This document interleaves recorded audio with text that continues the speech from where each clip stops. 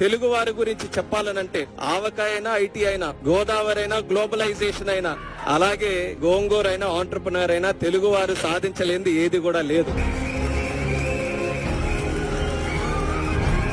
ప్రపంచంలో ఎక్కడికి వెళ్ళినా సరే తెలుగువారు, భారతీయులు ఎలాగో కనబడతారో ఆ భారతీయుల్లో ఖచ్చితంగా తెలుగువారు ఉంటారు. ఎందుకనంటే వాళ్ళందరికీ కూడా కలుపుకొని వెళ్లేటటువంటి తత్వం ఉంది, కష్టపడే తత్వం ఉంది, లాయల్టీ ఒకటి ఉంటుంది, అలాగే ఇన్నోవేటివ్నెస్, ఆంటర్ప్రినోరియల్ స్కిల్స్ అన్ని కూడా ఉంటాయి. కాబట్టి ఎక్కడ ఏ ఛాలెంజ్ వచ్చినా సరే ఆ ఛాలెంజ్ ని వెతుక్కుంటూ అది ఒక అవకాశంగా మార్చుకొని ముందుకు వచ్చేటటువంటిది మన తెలుగు కమ్యూనిటీ.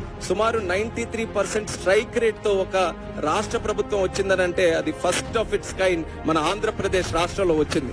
దానికి కారణం మీరందరూ కూడా సాధారణంగా ఏం చేయాలి, దావోస్ వచ్చిన తర్వాత ప్రపంచం నుంచి ఎవరెవరు వస్తున్నారో వాళ్ళందరూ కూడా కలవాలి. కానీ చంద్రబాబు నాయుడు గారి ఉద్దేశం ఎక్కడికి వెళ్ళినా ముందు మన తెలుగు వాళ్ళతోనే శ్రీకారం చుట్టాలి, తెలుగు వాళ్ళతోనే కలవాలి.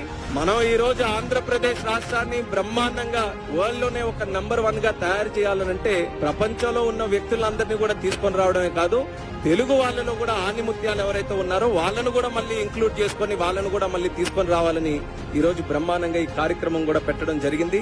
This is the time that we give back to you, to give back to the whole Telugu community. మా నమ్మకం అంతా ఒక్కటే, the one and only man Chandrababu Naidu గారు.